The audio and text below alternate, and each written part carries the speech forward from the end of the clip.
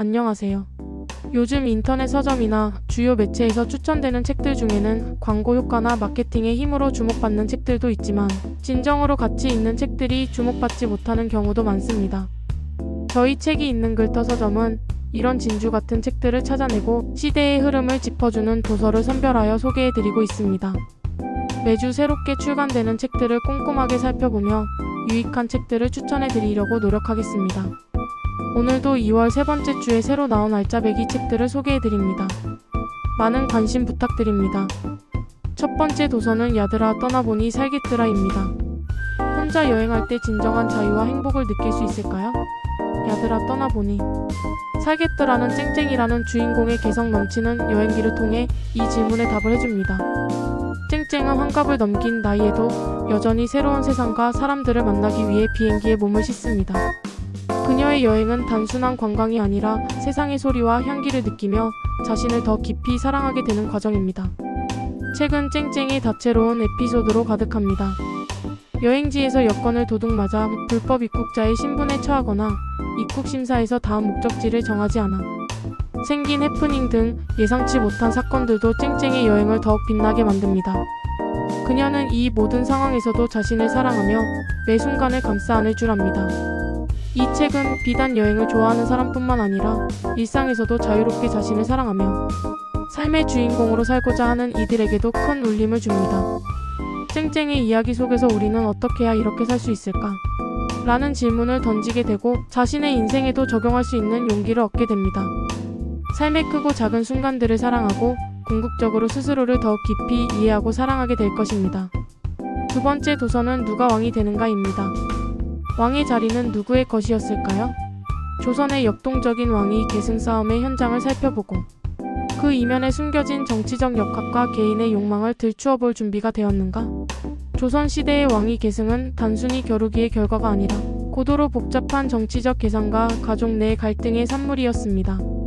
이 책은 적장자 계승 원칙이 어떻게 현실과 부딪히며 때로는 변질되고 심지어는 정변과 반정이라는 극단적인 형태로 나타났는지를 탐구합니다. 조선 중기부터 말기까지 왕위에 오른 자들이 어떤 과정을 통해 그 자리에 서게 되었는지를 살펴보면 그 뒤에 남겨진 수많은 이야기들은 단순한 역사 이상의 깊이를 지니고 있음을 알 수 있습니다. 태종의 왕위, 중종 반정의 의미, 그리고 대한제국으로 이어지는 역사의 물줄기는 단 하나의 주제에 그치지 않고 다양한 측면을 아우르고 있습니다. 왕위 쟁탈의 드라마는 피비린내 나는 싸움인 동시에 새로운 시대를 여는 도전이기도 했습니다. 이 책은 단순한 역사적 사건의 나열이 아니라 권력의 본질과 인간의 욕망, 그리고 문화적 전통과 그 한계에 관한 성찰을 품은 이야기입니다. 조선 왕위 이야기가 우리에게 던지는 메시지는 무엇인지, 그리고 그 역사가 우리에게 제시하는 방향은 무엇인지를 탐구해보면 이 책은 우리에게 무한한 상상과 성찰의 기회를 제공할 것입니다. 세 번째 도서는 다르단 걸 이젠 알아. 내 맘 내 맘입니다. 엠마가 갑자기 변한 이유는 무엇일까요? 혹시 내 친구도 마음속에 숨겨둔 비밀이 있는 걸까요? 마음. 그림책은 이러한 질문에 답을 찾기 위한 멋진 출발점이 될 것입니다.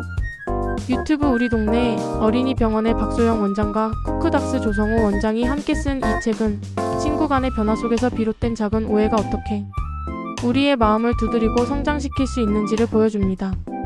특히 루나와 엠마라는 두 아이의 이야기를 통해 아이들이 자신의 마음뿐만 아니라 친구의 마음을 이해하고 공감하는 법을 배우게 됩니다. MBTI 열풍 속에서 너티야? 라는 질문이 공감을 요청하는 의미를 지닌 시대에 이 책은 어린이들에게 타인의 감정을 이해할 것을 강조합니다. 공감은 단순한 감정이 아니라 사회적, 정서적 발달의 필수적인 능력입니다. 유아들이 만 4세부터 이러한 공감 능력을 키워나가야 한다고 조언하는 이 책은 부모에게는 자녀 교육에 대한 유용한 가이드가 됩니다.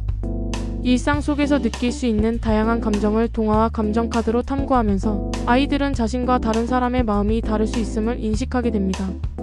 이 과정을 통해 아이들은 타인에 대한 이해와 교류의 첫걸음을 내딛고 궁극적으로 심리적 안정과 긍정적인 문제 해결 능력을 쌓게 됩니다.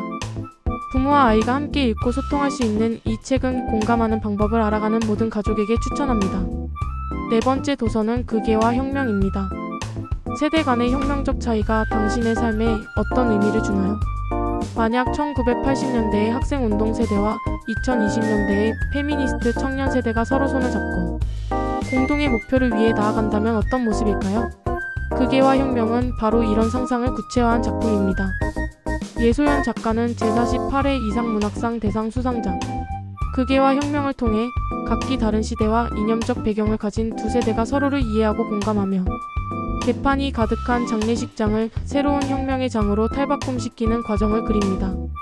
작품 속 아버지 태수 씨와 딸 수미는 처음에는 전혀 다른 언어를 사용하는 것처럼 보이지만 결국 같은 정체성을 공유합니다.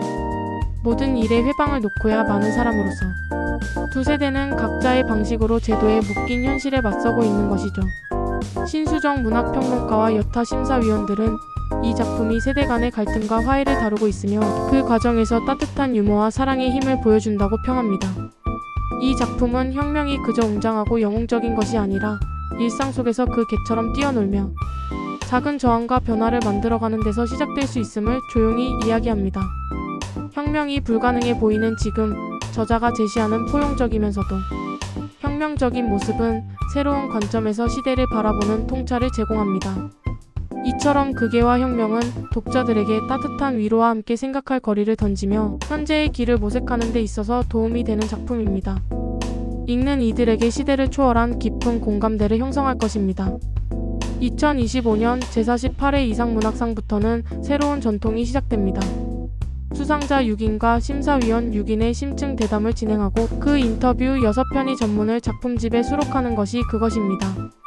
심사위원과 수상 작가가 마주 앉아 작품에 관해 주고받은 대화를 수록함으로써 이상문학상 작품집은 한층 풍성해질 것으로 기대합니다. 5번째 도서는 보그나르 주식회사입니다. AI는 인간의 친구일까 아니면 적일까?